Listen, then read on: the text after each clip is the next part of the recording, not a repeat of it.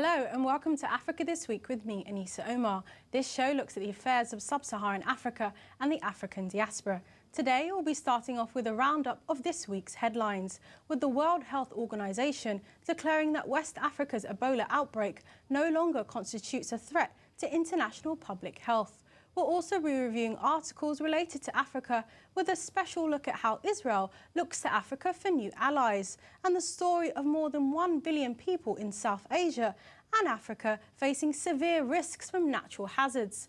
But first, a prominent Angolan rapper, Luaty Beirao, has been sentenced to a 5.5-year prison sentence for planning a rebellion against President José dos Santos. He was sentenced by a court in the capital, Luanda, along with 16 other activists who were given jail terms of between 2 and 8 years. Amnesty International describes this as an affront to justice. Davide Salve has more on this and the rest of the week's headline news.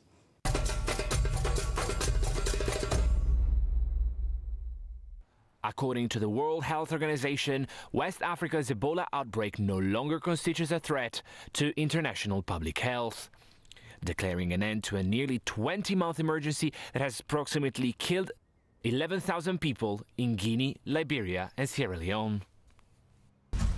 However, a high level of vigilance and response capacity must be maintained to ensure the ability of the countries to prevent the Ebola infections and to rapidly detect and respond to flare-ups in future. WHO Director General Dr. Margaret Chan told reporters in Geneva following the meeting of independent experts on the outbreak, who also called for lifting any travel and trade restrictions affecting Guinea, Liberia and Sierra Leone. The Emergency Committee has recommended, countries, to immediately lift any ban on travel and trade. And so I have accepted their recommendation. Ebola caused a global alarm in mid-2014 and heavy criticism of the WHO, the UN Health Agency, as governments and aid agencies were criticized for their arguably slow response. All original chains of virus transmissions have now ended, although new clusters of infections continue to occur due to reintroductions of the virus. A new chain in Guinea has infected 8 people, including 7 who have died, according to WHO officials. Liberia closed its border with Guinea a week ago as a precaution against Ebola, following 5 deaths from the virus in Guinea.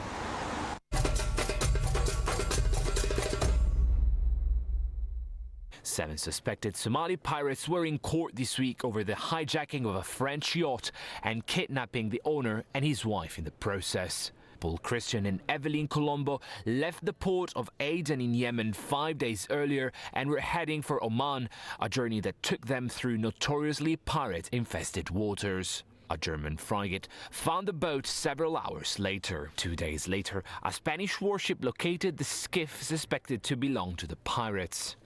They tried to approach, but turned away when the attackers dragged Evelyn Colombo into view with a gun to her head.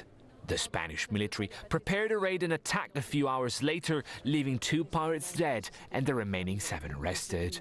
Evelyn Colombo told the rescuers that her husband's body had been dumped into the sea. It was never found.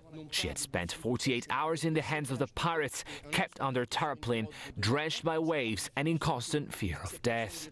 The trial of the 7 men aged between 25 and 32 is due to run for a fortnight from March the 29th. They face possible life imprisonment if convicted.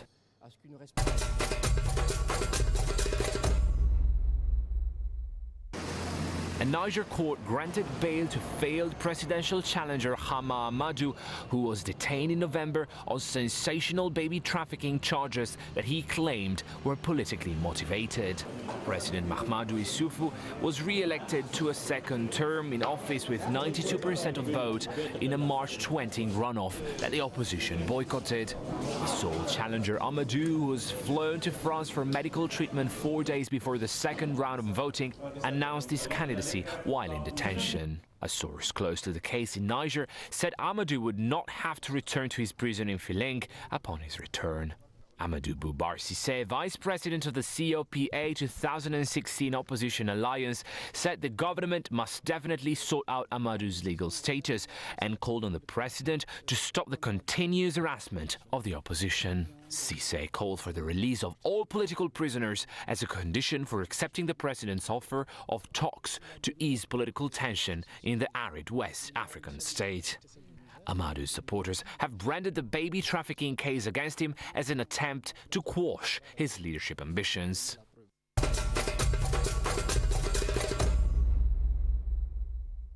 The hacking collective Anonymous said it has shut down more than 20 Angolan government websites in response to the jailing of 17 youth activists. Many of the sites were still down 20 hours after the Portuguese branch of the group claimed the cyber attack in a post on its Facebook page. 17 youth activists were jailed, including a well-known rapper for rebellion against Angolan President José Eduardo dos Santos. Amnesty International said they had been sentenced by a kangaroo court, arrested in June after discussing a book about non-violent resistance at their book club. Beirao, also known by his stage name Iconoclasta, has been an outspoken critic of the government, calling for a fairer distribution of the Southern African state oil wealth. Mr. Dos Santos has ruled the country since 1979. The activists say they are peaceful campaigners and have called on the veteran leader to step down. The sentences, ranging from 2 to 8 years and a half in prison, were ended down at the end of a lengthy trial in Luanda amid complaints from the Angolan opposition that the process proved the existence of ingrained political repression. He embarked on a 5-week hunger strike in September in protest at his detention. The judge convicted him of rebellion against the President of the Republic, criminal association, and falsifying documents. Rights groups say activists in Angola, Africa's second largest oil producer, are being increasingly targeted by Dos Santos' government.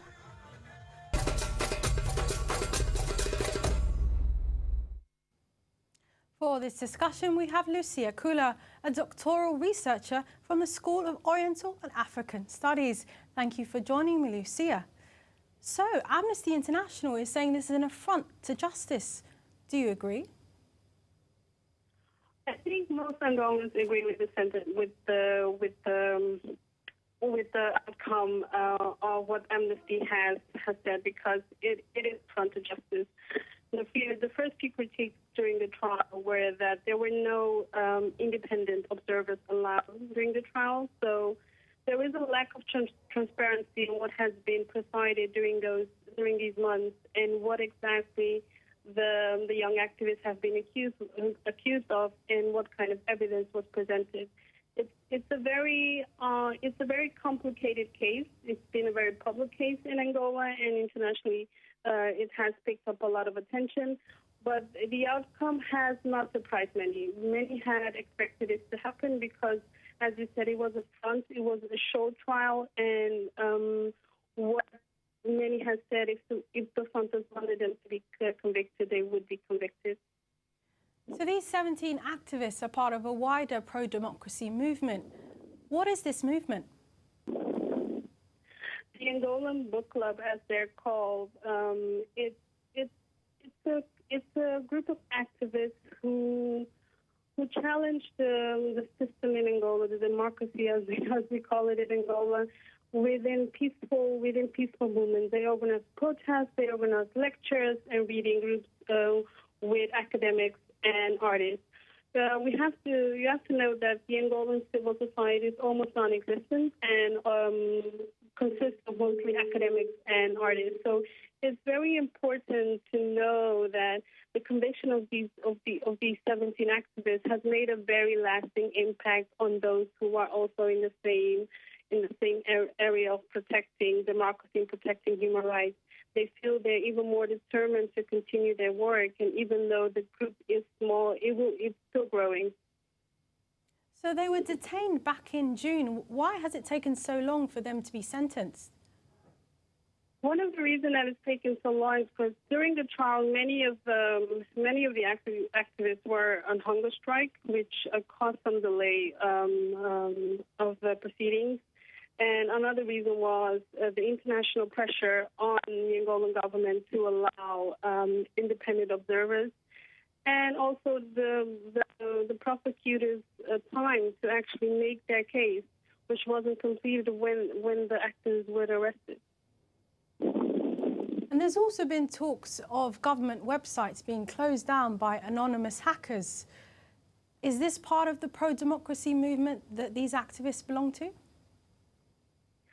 I can't comment if this is part of the group that the activists belong to. But what I can say, there's a lot of people in Angola when this was announced yesterday, that they're not particularly happy with how this was orchestrated, because taking on government website actually affects the people more than the government, because this means that a lot of government officials, government functions will not be working, will not be operating. So it causes a lot of delays for people who are, for example, want to get an identity card or have to get official documents. It actually affects the public more than the government. Is this part of a wider erosion of civil liberties in Angola? Yeah, I think you can say that. It's been a very difficult time for Angola. We have to understand that Angola has only known peace for 14 years. Since 2002, after the longest war in Africa, it's been growing economically, but it's had some financial struggles over the past few years, and people are very, very disappointed with the government's course and what the government has been doing to improve the situation. There's been a lot of critique on how the government spends the government funding, and a lot of critique with the recent yellow fever outbreak, and hospitals not having equipment, not having enough staff to handle all the sick people that are coming in. So the disappointment and the encouragement that people are getting from activists such as Luaty Beirao and the other 16 is something that is becoming more prevalent in Angola. So you are actually in Angola at the moment. What has been the local reaction to the sentencing of these 17 activists? The local reaction is very mixed, because those who are interested and those who have some kind of stake in the judgment have been very outspoken about it. They have given their opinions. Some support the outcome. Some are very much against the proceedings. But what you can see is that the majority of Angolans are very much afraid to voice their opinion of this trial, because they're afraid of the repercussions. If you visit a lot of Angolan pages on Facebook, a lot of new pages, you will see people having discussions where others are actually advising people you shouldn't be saying that because you don't know who's reading. So it's a very interesting thing to see. The average Angolan doesn't really comment on what's going on, because it's a very political trial. But those who are interested and those who have been following are very much talking about it. So international rights groups such as Amnesty International condemn what has happened. What can actually be done to overturn this ruling? I don't know if the international pressure would be enough to overturn the ruling. What's known is that both the prosecutor and the defense lawyers have announced that they will appeal the judgment. So it's in essence, the trial isn't over yet. It can still go either way. And what is important is that it is quite necessary for the international community to continue to talk about these activists, to continue to voice their opinions, to continue to appeal to the Angolan government to look at this trial and look at what it actually has presented. That there's a lot of flawed in the Angolan system. That there is no democracy when you cannot have a transparent trial, and when people cannot await their sentencing at home, or even when they appeal their sentencing, they can still not await the proceedings at home. So it's a very interesting time, and I feel like comments from international organizations such as Amnesty International, Human Rights Watch are very much needed, but I don't know if it will be enough to overturn the ruling as it is now. Well, thank you for your comments, Lucia. Before we go to a break, we have this report. Under the blazing sun, dozens of young people work for just a couple of dollars a day in the sand quarry in Brasilia. It's virtually slave labour with unemployment sky high. There's little choice for Congo's youth. Jessica Howard-Johnston has more. On the banks of the Congo River, workers in the Kombe quarry shovel sand. Despite the heat, dozens come here to earn just a few dollars a day. But these young people don't have any other choice. In the Congo, 60% of young people are unemployed. It's a hard job, really hard. Our government only cares about themselves. They distribute the money amongst themselves. They don't care about young people. After a week of inactivity following Congo's presidential election, there is no time to be lost. The quarry's boss complains that the government isn't doing enough to support local businesses. The government prioritises the Chinese, Sokofran and big businesses instead of us. We're suffering. We've been rejected by the state. Some of the workers have been here for years. Leonie spends her days breaking rocks so that she can afford to feed her family. There aren't any jobs, there isn't anything else to do, so it's better to come here and look for little rocks like these ones.